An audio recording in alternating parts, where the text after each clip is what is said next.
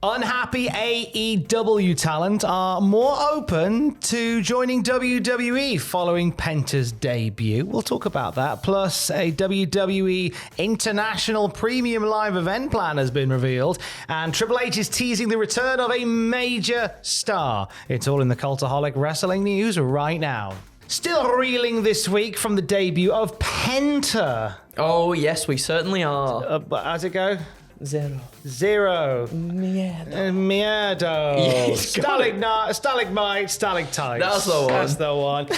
His debut not only caught the hearts and minds of fans in WWE, but has also caught the attention of some unhappy members of the AEW roster. Yes, so Penta's Raw debut left a lasting impression, with it being believed that unhappy AEW talents are more open to joining WWE after seeing the reception their former co-worker received upon his arrival in WWE. Now, WWE's momentum heading into 2025 is ultimately stronger than AEW's, and a report from Lucha Libre Online on Twitter suggests that some in AEW, frustrated and uncomfortable with their role in the company, are now seeing WWE in a different light, with a former feeling of getting lost in the monster system of WWE seemingly diminishing. Yeah, I think a lot of people steered clear of WWE because of said monster machine for a long time, and suddenly this new regime has changed the way people think about it. Two talents allegedly revealed to Lucha Libre Online, two talents within AEW, revealed that they were more open to exploring the possibility of joining WWE in 2025 when their deals with AEW expire.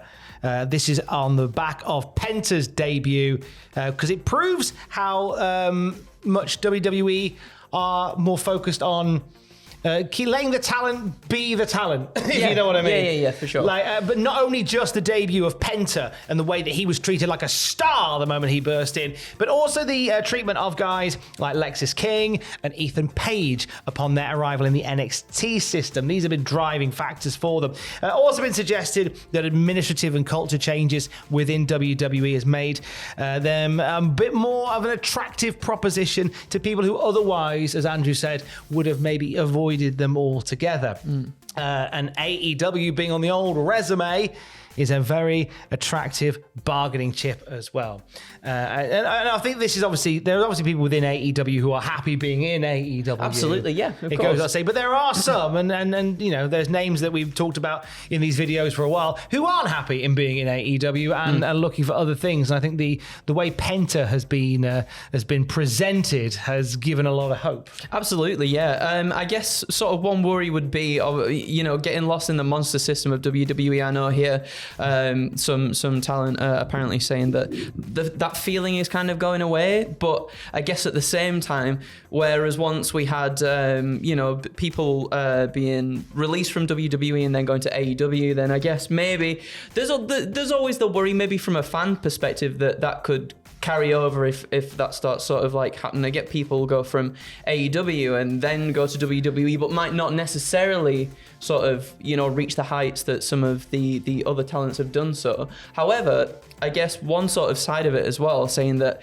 having AEW on their resume is like a bargaining chip, I think in WWE's eyes, probably, because why not then present someone who has come from AEW, maybe that a lot of people know as an AEW talent, come over to WWE and present them better than how AEW has done in the past. So you think there's a method to that madness as well? I think for sure, yeah. That's what I think, at least, anyway. Yeah, I'm with you on that one. I actually am. I am somewhat. One of the names that has been mentioned, obviously, no names were revealed as to who spoke to Lucha Libre Online. It's worth pointing out before I say this, but of course, Malachi Black is in the conversation of somebody who may be going from AEW to WWE, and that is something that we will be keeping an eye on at Cultaholic.com. Also, within the WWE and AEW head-to-head situation, this is something that AEW looking to avoid in 2025, according to this from the Wrestling Observer? Yes, they say they reveal why AEW has been less forthcoming about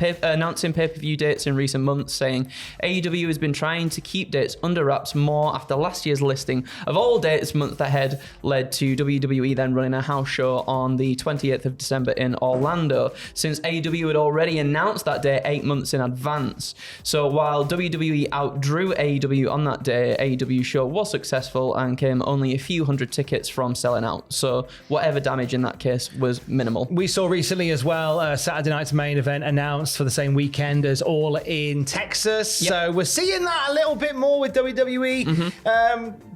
Booking shows when AEW has big events taking place as well. I'm seeing it more from that side than the other. Oh, absolutely, yeah. Absolutely. That can't be avoided. So then by them sort of playing their cards close to their chests, it's a double-edged sword in the case that if you don't reveal your dates, then you can't sell the tickets. Exactly. But if you reveal them too soon, WWE could potentially go, oh, we'll do a house show that weekend then. Yes. We've just decided that's just where we want to do a house show that weekend. Just decided to do it.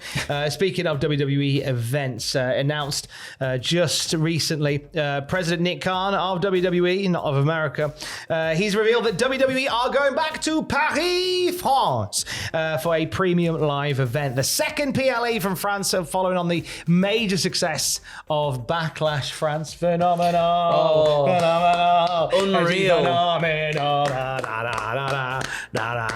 Oh, France, you were très bien. Oh my goodness, they were so good. They were so good that they had the cameras shaking in the building. It was incredible. It really, really was. And I think it would be remiss of them not to go back to France after the wonderful spectacle that they put on. They made that show. Like, they were incredible, was that crowd. The crowds for the international premium live events over the last 12 months for WWE have been sensational in terms of the noise level. They always boast about getting the largest gate of all time, which is always a weird boast where you go, thanks for making us more money than ever. Thanks for Give paying. yourselves a round of applause for overpaying. Woo! Hey, well done. So it's a weird boast that they have, but they've done gangbuster numbers whenever they've gone international. Absolutely. Yeah, like... Suggest they should have been doing it sooner. Yeah, one might say so, for sure. One might say they could have done it a lot sooner.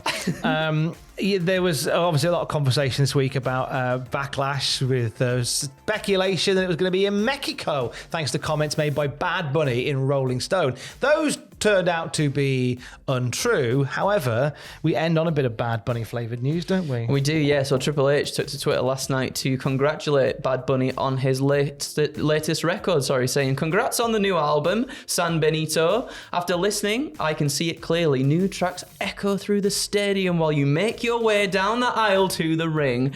Epic. Too sweet. Talk soon." Trips teasing us with the in-ring return of Bad Bunny, something that Bad Bunny has said he wants to do anyway. And he's made to do it as well. He really was like a duck to water when he came in. There's always the worry, isn't there, when a celebrity makes their sort of wrestling debut, and how much... and I mean, to the credit of Damian Priest as well, in the match that they had at Backlash, and also at the WrestleMania tag team match that they had as well, holding his hand to get him through that. But I think he more than held his own at the same time, as well. I think he did. He really, really did. Another guy who took like a duck to water to the old wrestling thing is Logan Paul. He did.